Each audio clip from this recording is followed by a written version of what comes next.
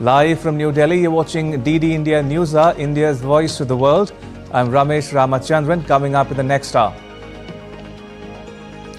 Tensions continue to soar in West Asia as Israel tells the US that Iran is getting ready for a large-scale retaliatory attack to Hamas leaders' killing. US deploys a guided missile submarine and a carrier strike group to the region.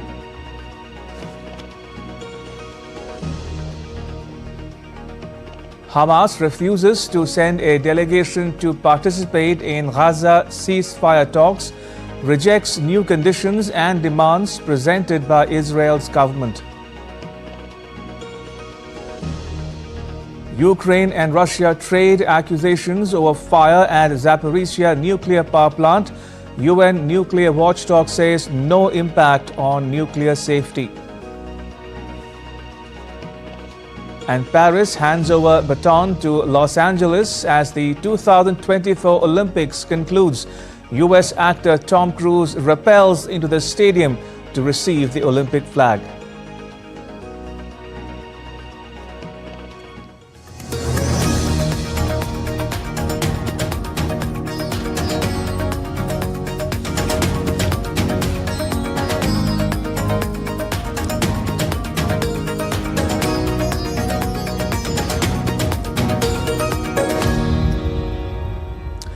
Qatar, Egypt and the United States are pushing once again to finalize a peace deal between Israel and Hamas. Hamas is asking for implementation of a ceasefire plan for Gaza put forward by US President Joe Biden instead of holding more negotiations. Hamas has cast doubt on its participation in a Thursday meeting called by mediators, which would take place either in Cairo or Doha.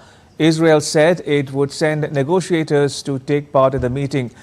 Hamas initially said that it was studying the offer, but has now hinted that it may stay out of the new round of talks. It said that the assassination of its leader Ismail Haniyeh in Tehran last month indicates that Tel Aviv is not serious about pursuing a ceasefire. Biden had laid out a three-phase ceasefire proposal in an address on the 31st of May.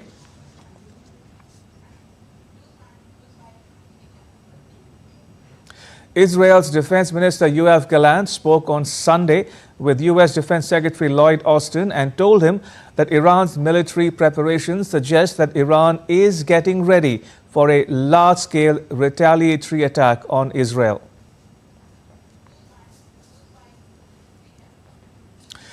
Meanwhile, the US has ordered deployment of its giant guided missile submarines to West Asia.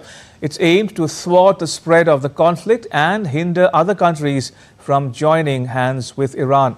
In talks with his Israeli counterpart Yoav Gallant on Sunday, U.S. Defense Secretary Lloyd J. Austin assured the security of Israel. Austin said that he has ordered the USS Abraham Lincoln Carrier Strike Group equipped with fighter jets to move to the region. Now, this move will boost the capabilities already provided by the USS Theodore Roosevelt Carrier Strike Group. Austin also ordered the USS Georgia guided missile submarine to the region. In his talks, Austin told his Israeli counterpart to exercise control over harm to civilians in Gaza and move towards a ceasefire agreement with Hamas in order to secure the release of hostages and prevent the spread of the conflict in the region.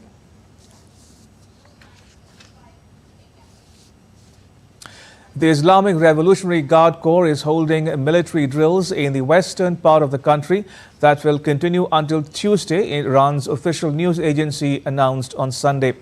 The drills, which started on Friday, are ongoing in the western province of Kermanshah, close to the border with Iraq, to enhance combat readiness and vigilance. Iran and the Hamas accuse Israel of carrying out Haniyeh's assassination on 31st July.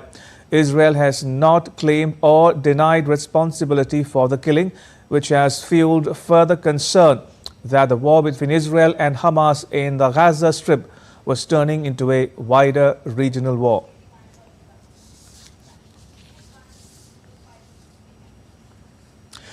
Moving on, a fire erupted in a cooling tower at Ukraine's Zaporizhzhia nuclear power plant, currently under Russia's control. Moscow and Kyiv accused each other of starting the fire, with both sides reporting no sign of elevated radiation. Ukraine's President Volodymyr Zelensky blames Russia for the fire. He said that Russian forces had lit a fire on the premises of the plant, adding that it was visible from Kyiv-held territory. A video posted by Zelensky on social media appeared to show fire and thick smoke inside one of the plant's cooling towers. Meanwhile, a UN nuclear watchdog said that its experts had witnessed strong dark smoke coming from the northern area of the plant following multiple explosions, but it confirmed that there is no impact on nuclear safety. Belarus's defense ministry released footage of several tanks being loaded onto a train ready for transportation, accusing Ukraine of violating its airspace. Earlier on Saturday, Belarus said that it sent more troops to reinforce its border with Ukraine, adding that Ukrainian drones had violated its airspace in the course of Kyiv's military incursion into Russia's Kursk region. Belarus's foreign ministry summoned Ukraine's chargé d'affaires and demanded measures to ensure that such incidents do not recur.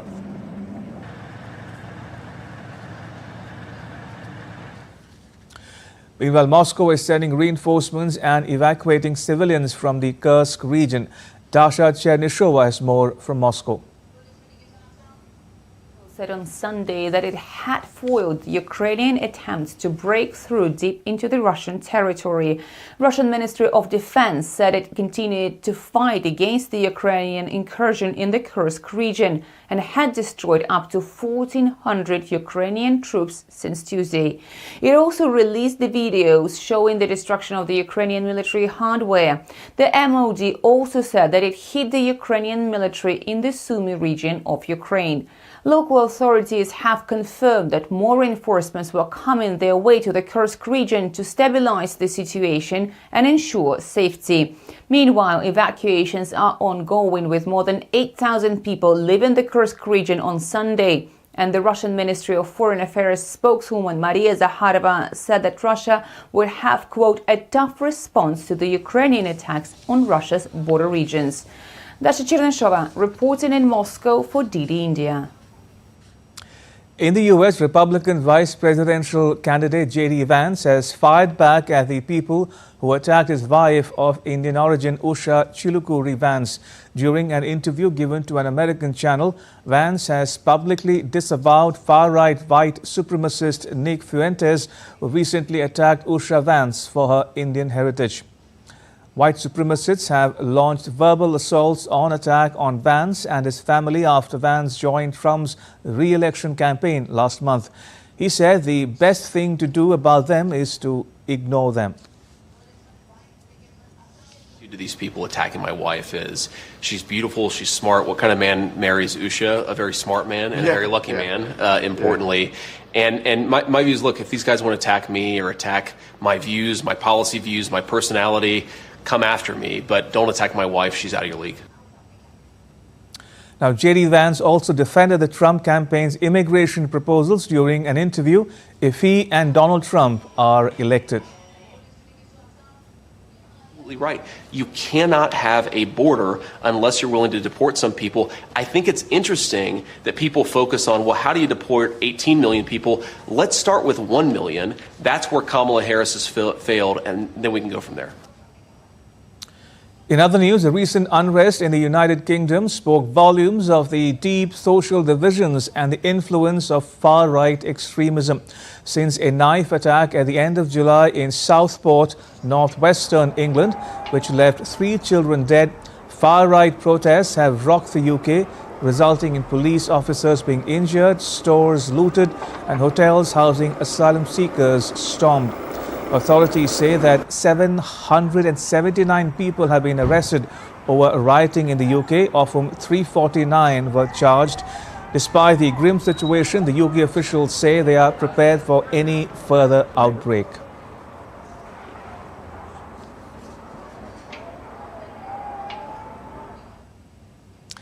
Banksy on Sunday unveiled a new artwork in London depicting a shoal of fish on a police sentry box, a seventh animal-themed piece to surface in the British capital over the last week. The series, created by the elusive street artist, has sparked a frenzy of media interest and questions over its meaning. The newest offering appears to have been made using translucent spray paint, turning it into what looks like a giant fish tank.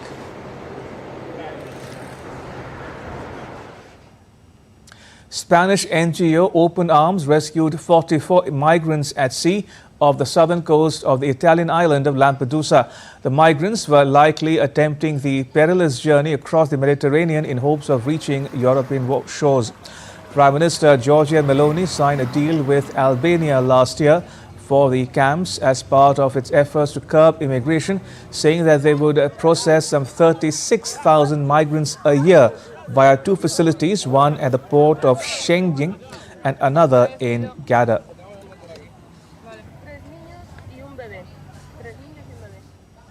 Still to come on DD India News Hour. Zaporizhzhia, the son of ousted Bangladesh Prime Minister Sheikh Hasina, refutes reports of his mother's resignation statement. Rwanda's President Paul Kagame is sworn into office for a 5-year term. And the annual Flower Festival at Medellin in Colombia showcases the country's rich biodiversity.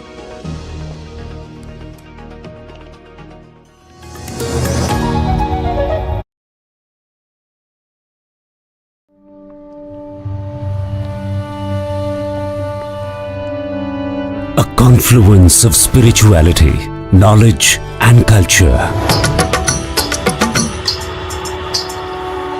The progenitor of democracy,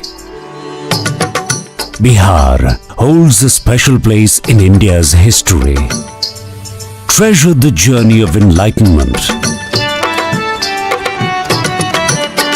Travel the holy circuit trails of multiple faiths. Experience the legacy of ancient India.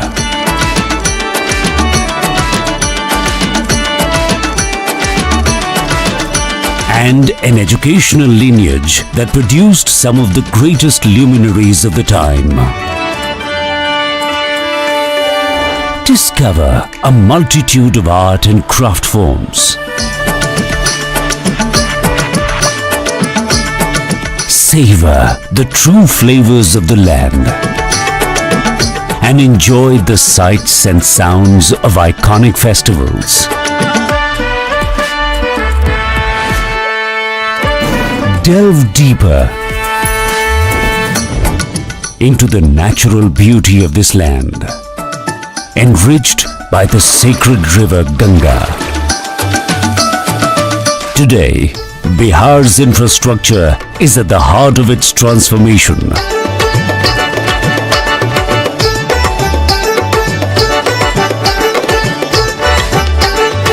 Poised to take a big leap with initiatives in agriculture, education, tourism, and information technology. An ode to a remarkable history. Bihar truly offers a glimpse into a captivating past and vibrant present. Welcome to Bihar.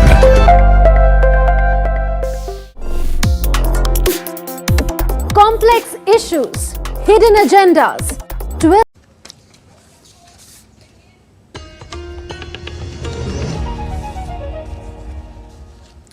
You're watching DD India News Hour. I'm Ramesh Ramachandran. Zaporizhzhia, the son of ousted Bangladesh Prime Minister Sheikh Hasina, refuted reports surfacing in social media about her resignation. Vazep said that a newspaper report attributed to his mother is false and fabricated. In a post on X, he wrote, "The recent resignation statement attributed to my mother published in a newspaper is completely false and fabricated. I have just confirmed with her that she did not make any statement either before or since leaving Dhaka.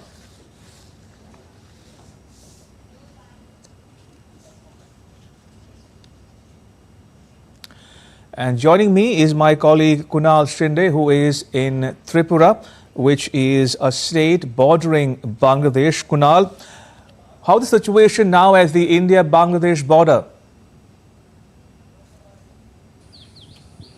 Ramesh, good morning. As of now, the situation at the Indo-Bangla border over here in Tripura is pretty normal.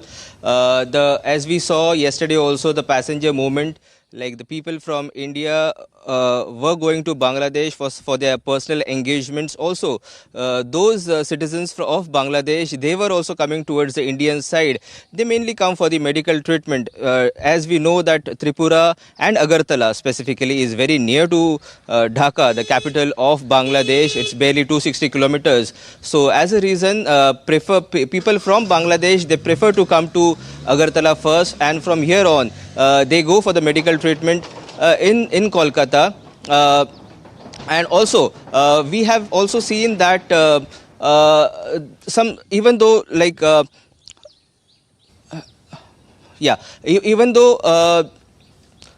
protests are taking in Bangladesh, but then too over here also in Tripura, voices are being raised by people from the artists, or by the artists, and also by the those from the music fraternity. The Hindu organization and the Tripura and the students organization in Tripura, they raise their voices against the attacks and vandalism that has been carried out in Bangladesh. As we know that Sheikh Mujibur Rahman's statue and also that of Gurudev Rabindranath statue was vandalized in Bangladesh. So the Hindu organization over here in Tripura, they raise their voice. Also the Tripura Journalists Association, they also condemned the attacks on journalists in Bangladesh. Ramesh? All right, we'll leave it there. Kunal Shinde reporting there from the India-Bangladesh border in the northeastern Indian state of Tripura, which borders Bangladesh. And he's reporting the situation at the border appears to be normal as of now. We'll keep you posted on that as we go along. Moving on, Venezuela's opposition leader Maria Corina Machado called for worldwide protests on 17th August. In a video on social media, Maria Corina Machado called for support for the opposition's claimed election victory over President Nicolas Maduro.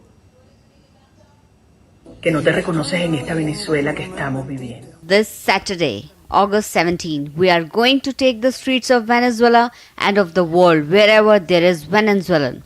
We will be there together. Have confidence. This time it is different because we are different.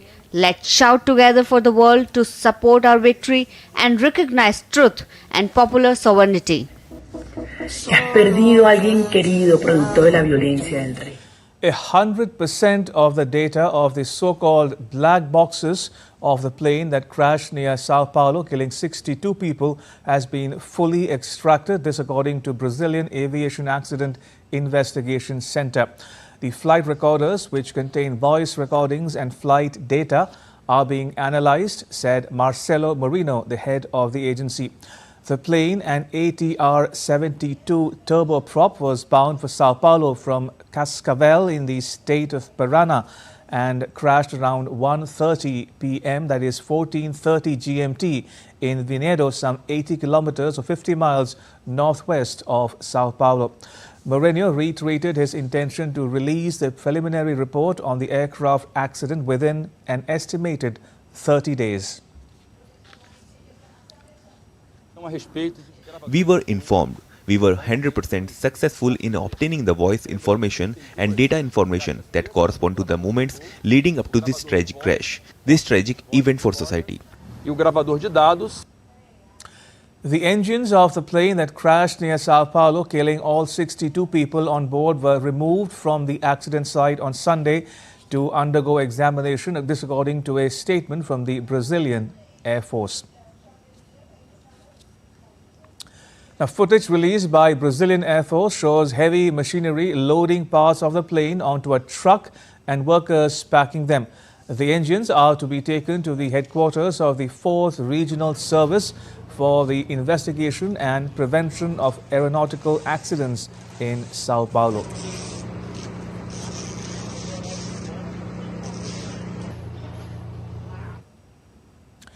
A helicopter crashed into the roof of a hotel in the popular northern Australian tourist town of Cairns, killing the pilot on Monday. A twin-engine helicopter collided from the hotel roof, causing a fire on top of the building and triggering evacuations. 2 of the helicopter's rotor blades came off and 1 landed in the hotel pool. The crash forced the evacuation of hundreds of guests. The authorities said that emergency crews were called on the spot and forensic investigations were underway to formally identify the pilot.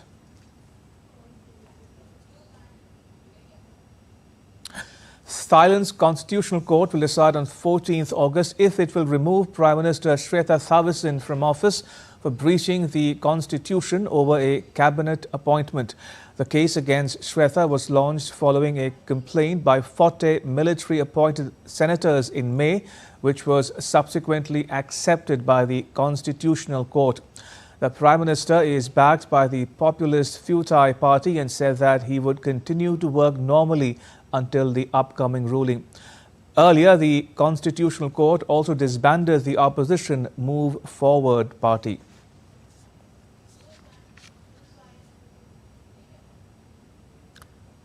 Rwanda's President Paul Kagame was sworn into office on Sunday for a 5-year term after a landslide win in last month's election extended his near quarter century in office.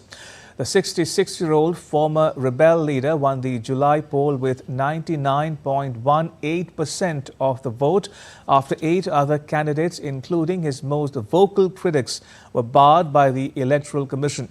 Kagame won acclaim from Western and regional leaders for helping end the 1994 genocide and turning Rwanda into an attractive investment and aid destination.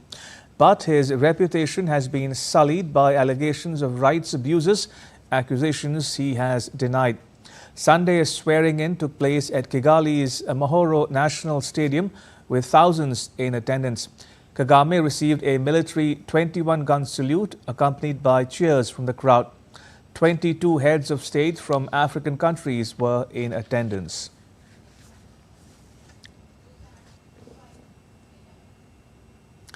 An investigation has been ordered in Uganda after a garbage landfill collapsed in the country's capital, Kampala, killing at least 18 people.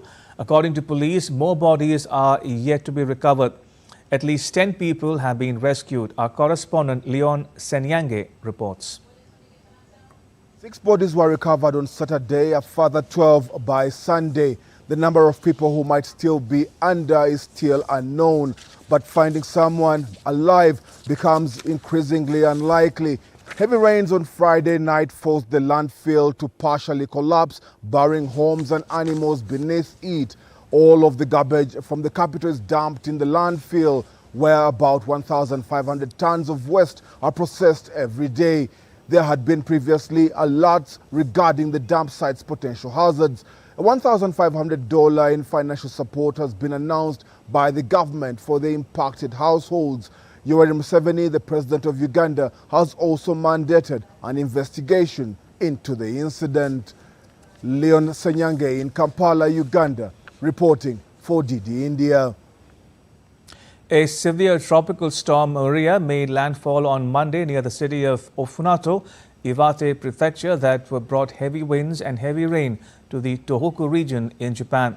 The storm is further expected to travel slowly over the region, moving into the Sea of Japan by late evening. Maria is just the 3rd tropical storm to make landfall on Tohoku's Pacific coast since records began. The agency has warned of the risk of heavy rain, landslides, overflowing rivers, flooding, strong wind and high waves.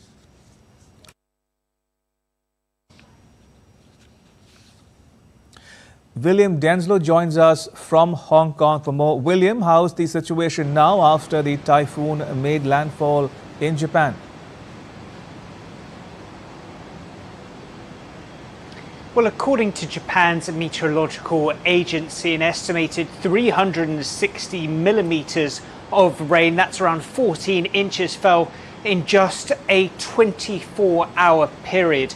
You mentioned the risk that poses, the risk of landslides, of course, caused by those heavy rains, rivers breaking their banks, as well as high waves and high winds causing danger for local residents. That is why officials in the area are warning and urging residents to show extreme caution during this period.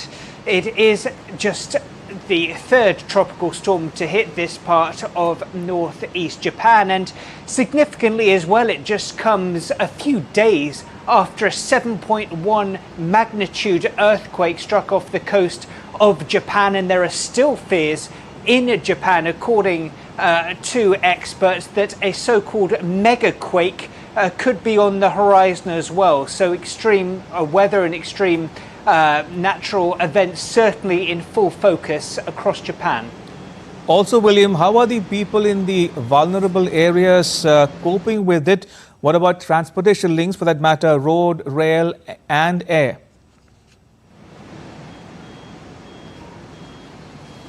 Well, according to local media reports, dozens of flights have already been cancelled going into northern Japan. Railroad operators say to constantly check back, warning there could be severe disruptions and delays because of Tropical Storm Maria. And officials are expressing caution, urging residents to certainly keep an eye on travel guidelines before making any kinds of plans going forward. There is a concern as well because Tropical Storm Maria is moving at around 15 kilometers per hour. It is a slow moving storm, and while it is expected to be downgraded to a depression by Tuesday, there are still real concerns that more heavy rains are expected in that region of northeast Japan during that period. William, thank you. Appreciate it. William Denzel reporting there from Hong Kong. And now take a look at what else is making news around the world. At least one dead and one missing after devastating house explosion in Maryland in the US. The force of the explosion was so powerful that it was felt by residents several blocks away, shattering windows and sending debris flying across the area. Emergency responders were quickly on the scene, working to extinguish the resulting fire and assess the situation. The cause of the explosion is still under investigation.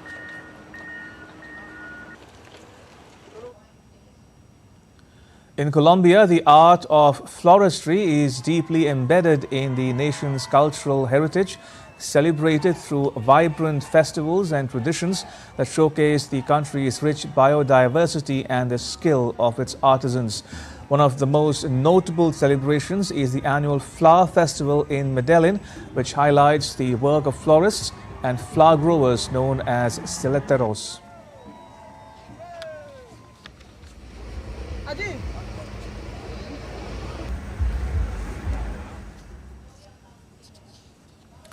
Still to come on DD India News Hour.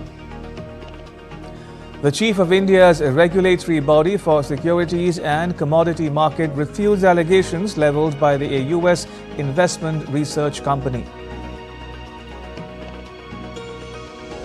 India celebrates the birth anniversary of eminent space scientist Vikram Sarabhai. And India's Gujarat state hosts an event in the run-up to the country's 78th Independence Day.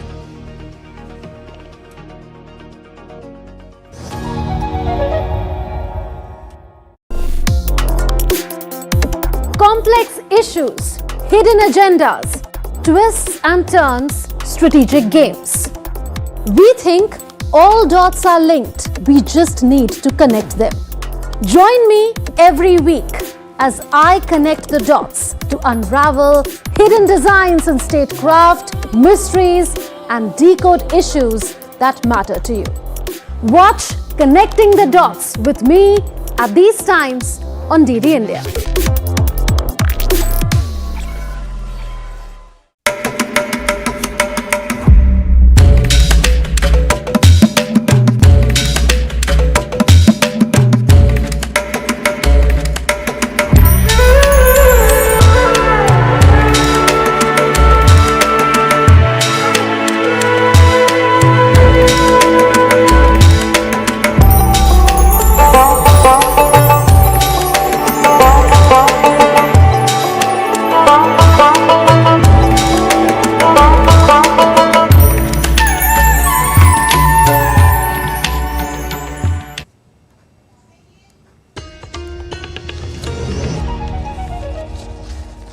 You're watching DD India News Hour. I'm Ramesh Ramachandran. A quick recap of the headlines. Tensions continue to soar in West Asia as Israel tells the US that Iran is getting ready for a large-scale retaliatory attack to Hamas leader's killing. US deploys a guided missile submarine and a carrier strike group to the region. Hamas refuses to send a delegation to participate in Gaza ceasefire talks, rejects new conditions and demands presented by Israel's government. Ukraine and Russia trade accusations over fire at Zaporizhzhia nuclear power plant. UN nuclear watchdog says no impact on nuclear safety. And Paris hands over baton to Los Angeles as the 2024 Olympics concludes. US actor Tom Cruise rappels into the stadium to receive the Olympic flag.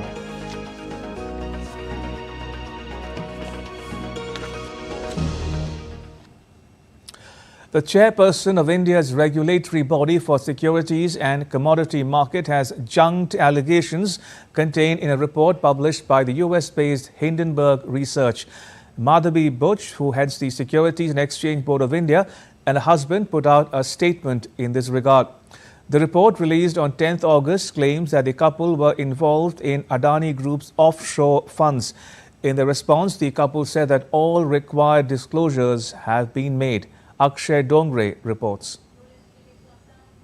Securities and Exchange Board of India chairperson Madhavi Buch has junked fresh allegations by the US-based short seller Hindenburg Research. The short seller on 10th August released a new report levelling allegations against Indian market watchdog chief and her husband Dhaval Buch that both were involved in Adani Group's offshore funds.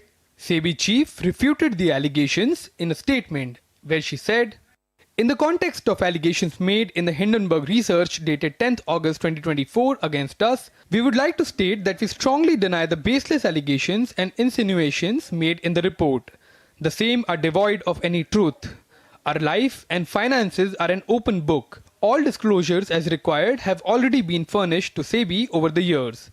We have no hesitation in disclosing any and all financial documents, including those that relate to the period when we were strictly private citizens, to any and every authority that may seek them. Further, in the interest of complete transparency, we would be issuing a detailed statement in due course." The report by Hindenburg comes shortly after SEBI served a show cause notice to US-based short seller for a variety of violations in India. SEBI said, "It is unfortunate that instead of replying to the show cause notice, they have chosen to attack credibility of SEBI and attempt character assassination of the SEBI chairperson." Meanwhile, the Adani industry also refuted the allegations by the US-based short seller Hindenburg Research as recycled claims that were earlier proven baseless and dismissed by the Supreme Court of India. BJP leader and former Union Minister Rajiv Chandrasekhar hit out at Hindenburg and called its report a malicious attempt to destabilize and discredit one of the world's strongest financial systems and create chaos in the world's fastest growing economy, India. And this is clearly a hit job, and this is and I think your viewers must understand there is a certain plan behind this, because please understand, India's financial system today is one of the strongest in the world. Even in the US, when banks are failing and stock markets are crashing, Indian banks are strong. Indian financial sector has been rebuilt over the last 10 years by Prime Minister Narendra Modi ji. Our stock markets, our investors are participating, global investors are participating. It is one of the strongest in the world. Our economy is the fastest growing in the world. This was the second attempt by Hindenburg to bring down the Indian market. In January 2023, Hindenburg had released a report alleging stock market violations by the Adani Group of companies. However, the Supreme Court of India later gave a clean chit to Adani Group of companies. The US government also called the allegations leveled by Hindenburg as irrelevant. Bureau Report, DD India. And joining me from Mumbai is my colleague Shyama Mishra. Shyama, good morning. Do you think the responses by SEBI, the Adani Group and the Indian industry in general will dispel fears that India's capital markets are compromised? Well, Ramesh, it will be a natural reaction. And even for the fact that when you and me heard this news, where the report came out and it attacked SEBI and its chief, there was some kind of reaction from, from an individual, from a common person, that how is this possible? Is there any truth in this? And in the same manner, the market is also expected to react. There will be some knee-jerk reaction. However, we will see some recovery. There'll be some recovery in the markets, because this is also a good thing that this particular report came out on Saturday night, and the markets were not working on Saturday and Sunday. So market has got 1 day's breather to digest this particular news, and now we are seeing that today when the markets will open, there will be some reaction to this. However, there are lots of other experts who believe that there could be a larger impact on the markets, and there has to be, some kind of support from the traders, from the investors itself. It has to come from them. It has to come from within, so that the market does not bleed out.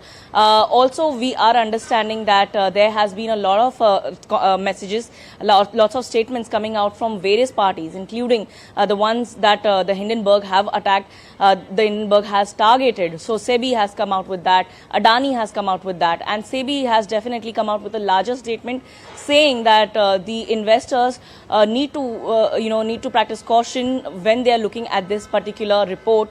And they've also made this clear that whatever the allegations are done from the Hindenburg are totally baseless. They've also said that there were 24 cases which the Hindenburg report have said against the Adani, and they've mentioned that 23 of them have already been completed, and just one case which is remaining is close to completion, and they've already contacted hundreds of people, more than 100 of people. They've sent out hundreds of email, and there's a 12,000 pages that they've gone through. So this is near completion, and that will also come out. So this is also gone in Supreme Court. Supreme Court has also seen this. But time and again, this Hindenburg is coming out with statements. Apart from that, there's market, and that is why there's a statement coming out from Association of Mutual Funds of India. They have also said that this investor confidence has to be maintained, and SEBI in last many years have made this entire structure very strong, and they've also supported the chief that under her regime also there have been a lot of positive changes, and they've said that Indian markets are not just protecting the investors' sentiment, but they are also at par to the global standards. So yes, there's a lot of confidence coming out from large bodies, large institutions to fill in the confidence in investors. Now, Shama, let me ask you another question that's many people in India are also wondering about. Is it another hit job? Who or what is the real target here? I was also going through this question, and I was also reading and getting to understand what really is going behind this. So this Hindenburg is a short seller, and I was reading that once they are coming out with some reports, they come out with reports on various companies, and they also give this report in advance before they release it to the people who would be doing the short selling, who would be buying these stocks, these shares, because they know when the report is out, these stocks or the shares will get affected, will go down, will tumble down, and they buy that in advance. So that is one part over here. Another part, which is the larger part over here, is to understand that India's growth story is quite strong. It's quite positive, and we are saying that India is the strongest growing economy, it's the fastest growing economy, and it could be one way to attack on our growth story. Also, the capital markets of India are quite robust. The banking system, all the financial system in India are quite robust, and there'll be always some people who would not like this, and as we've heard from a lot of experts saying that this is obviously a propaganda to malign the name of India, and there will be consequences. Now, we understand that there'll be legal investigations happening. There'll be a lot of investigations happening, and we're also understanding that there could be defamations filed also. But how it will go ahead, how it will go pan out further, we will definitely have to watch that. Indeed, Shyama, thank you so much for breaking it down for our viewers watching this broadcast in India and around the world. Thank you, appreciate it. In more news from India, resident doctors at major government hospitals across India's capital, New Delhi, are set to indefinitely halt all elective services starting on Monday to protest against the alleged sexual assault and murder of a resident doctor in eastern India's Kolkata. The doctors are demanding immediate action in the case and measures to ensure protection for all healthcare workers. The Federation of Resident Doctors Association, in a meeting on Sunday, also demanded a CBI inquiry, fast-track court, removal of the principal of the R.G. Carr Medical College, and the formation of the Central Protection Act Committee. The tragic incident, which occurred on the 9th of August, has led to widespread outrage and protests. Meanwhile, in the wake of the rape and murder of a female postgraduate trainee doctor at the R.G. Carr Memorial Medical College and Hospital, the West Bengal government has appointed Professor Dr. Bulbul Mukhopadhyay as the new medical superintendent cum vice principal of the college.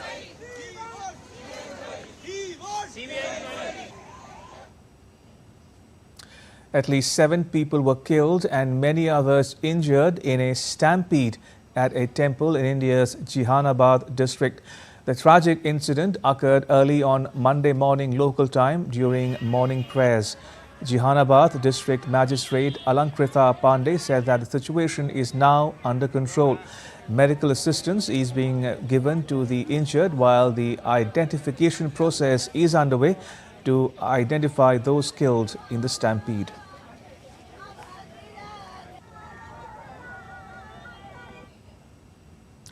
The India Meteorological Department has predicted widespread rain in the country from the 12th to the 17th of August.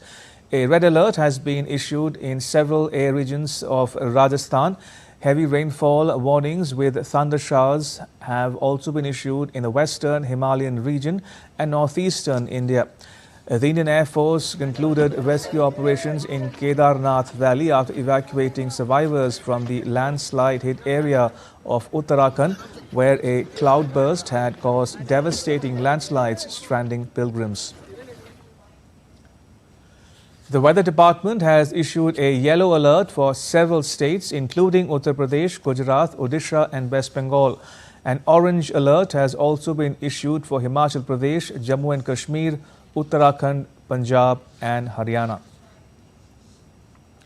The IMD has predicted heavy rains in the national capital region. Heavy rains from past few days have caused massive waterlogging and traffic jams in several areas of Delhi NCR.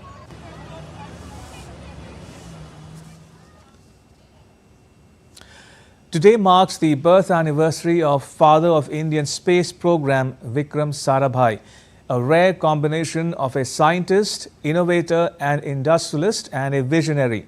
More in the next report. Vikram Sarabhai was born on August 12, 1919 and was a pioneer in India's space program. He embarked on a journey that would forever shape the nation's scientific landscape. After completing his education in Ahmedabad and at the University of Cambridge, his passion for natural sciences led him to present his honours examination in 1940.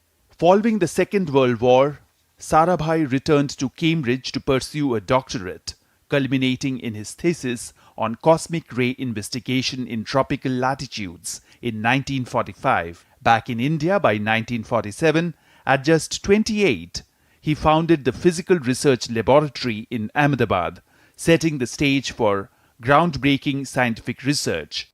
He also established the Indian National Committee for Space Research, which later evolved into the Indian Space Research Organisation, ISRO. Under his visionary leadership, India launched its first satellite, Aryabhat, in 1975, marking a significant milestone in the country's space journey. Sarabhai's contributions were not confined to space.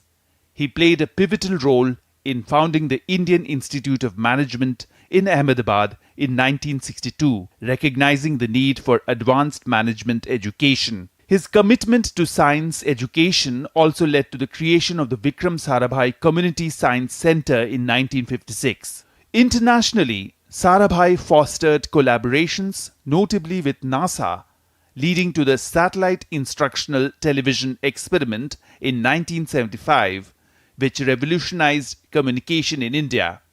His vision also included India's nuclear program, establishing the first rocket launch station at Thumba in 1963.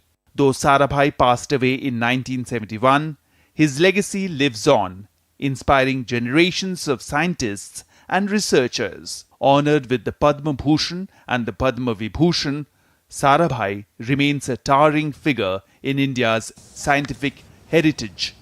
Tapas Bhattacharya's report, DD India. India's western state of Gujarat is gearing up to celebrate India's 78th Independence Day with a series of patriotic events as part of the Har Ghar Tiranga campaign running until 15th of August. Ministers C.R. Patil and Gujarat Home Minister Harsh Sanghvi attended a Tiranga Yatra in Surat. A large number of people turned up for the mega event.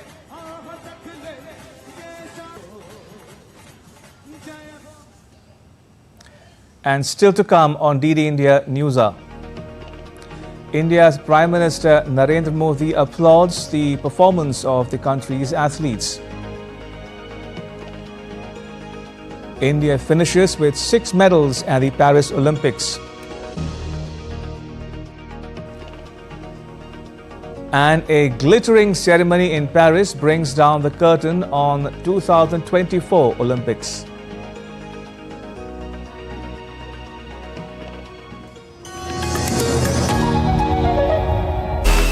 This summer, the world turns its eyes to Paris, and DD India brings you every heartbeat, every victory, and every story. Introducing our special coverage of the Paris Olympics. Experience the passion, the drama, and the triumphs. With exclusive reports, expert analysis, and up-to-the-minute updates. Join us as we bring the spirit of the Olympics to your screens. Get ready for the ultimate sporting extravaganza on DD India. DD India presents Champions Day Paris. Only on DD India. Every day at 6:30 p.m. IST, 1 p.m. GMT.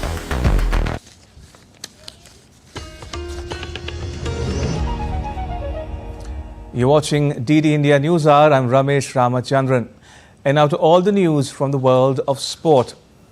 And so the curtain falls on the Paris 2024 Olympic Games. After 2 magnificent weeks, this epic celebration of sport concludes, and baton has been handed over to Los Angeles for 2028. The stadium transformed into a grand concert hall, celebrating the conclusion of the Paris Olympics with a spectacular closing ceremony. The event showcased a mesmerizing display of artistry. The glittery ceremony featured stars such as Snoop Dogg, Billie Eilish, and Red Hot Chili Peppers. US actor Tom Cruise accepted the baton in style. Our correspondent Narayan Singh also witnessed the 2-hour show. So Narayan, what did you make of the glittering closing ceremony? The 33rd edition of the Olympic Games in Paris came to a close at the Stade de France, which is the national stadium of the France, and it was, we can say, the glittering closing ceremony.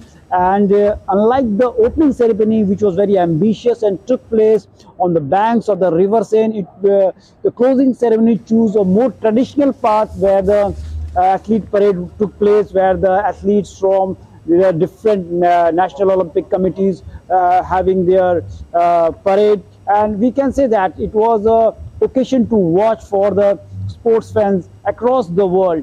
And if we talk about this closing ceremony, artists, performers from all over the world were here, especially Snoop Dogg was there, Billie Eilish was there, and also Red Hot Chili Pepper were also there. So the fans were enjoying everything what the performers did, but we can call it it's a great day for the athletes. They were bidding adieu to this 16-day affair where the competition was at the fierce level, where the positions of the teams were determined on the last day of the competition. So all in all, a fantastic affair, and we can say that it will be etched in the memory of the sporting fans for a long time.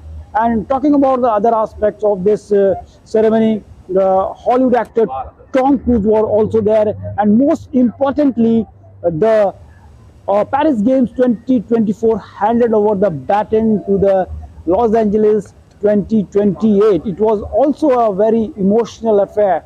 So all in all, we can say that this edition is closed, and the preparation for the next edition of the games has been started right from here. India's campaign at the Paris Olympics finished with 6 medals. A total of 117 Indian athletes participated across 16 sports at the Olympics. This Olympics will be remembered for as many as 6 fourth places finishes for the country. It fell just short of surpassing its previous best at the Tokyo Olympics. Our correspondent Narayan Singh is with us. This was India's 3rd best performance ever at the Games. So Narayan, tell us how the country fared at these Games.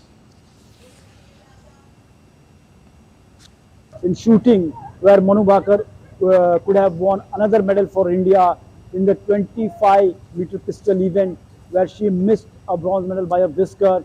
And talking about the another skeet mixed event, where Maheshwari Chauhan and Anandji Naruka missed a medal in mixed skeet event. That was also another opportunity for the Indian team to win a medal. Talking about archery, where Dheeraj Bomadevra along with Ankita Bhagat finished 4th. They too missed a medal by a whisker. Laksh Sen, who was there in the semi-finals and played the bronze medal match, he lost that match also. So here are the few cases where we lost the medal by a whisker. So if Indian athletes would have just translated those margins, then we would have at least 6 more medals. And also the athletes like Chirag Shetty and Satvik Sairaj, they were the medal contenders for the India. We were hoping that they will win at least bronze or silver, or they were the contenders for the gold. But there also we missed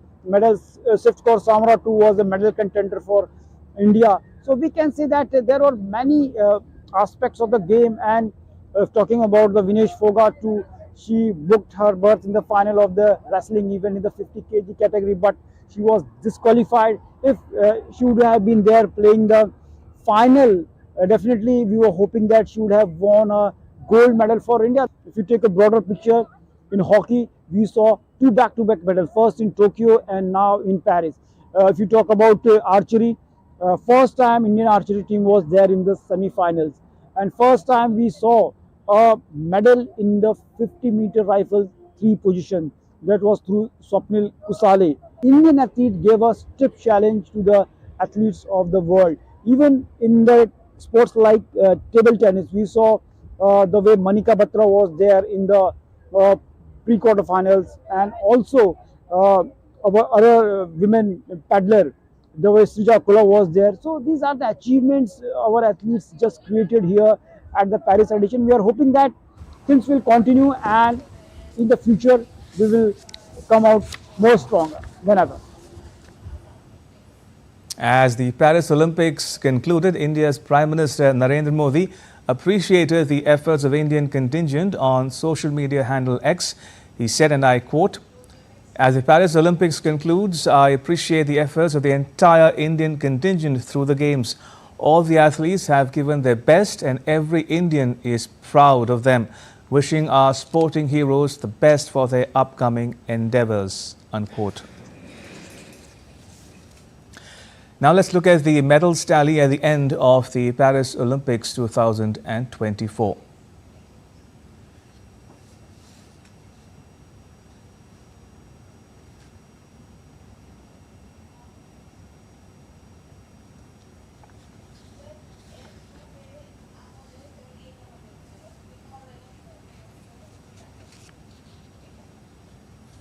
So as we reported, the spectacular fireworks marked the end of the Paris Games. The roof of Stade de France released a firework display to match the nickname of Paris, the City of Lights.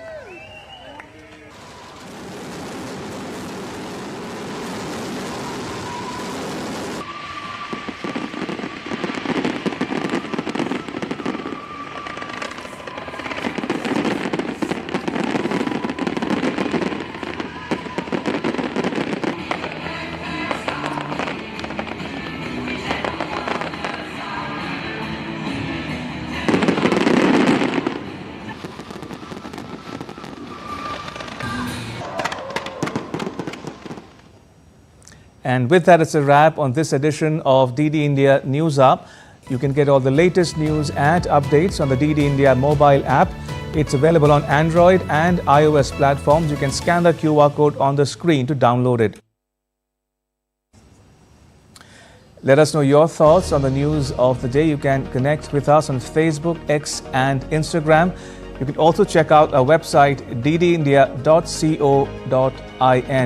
We'll be back with more news as it breaks here on DD India. I'm Ramesh Ramachandran. All of us here in New Delhi. Thanks for watching DD India News Up.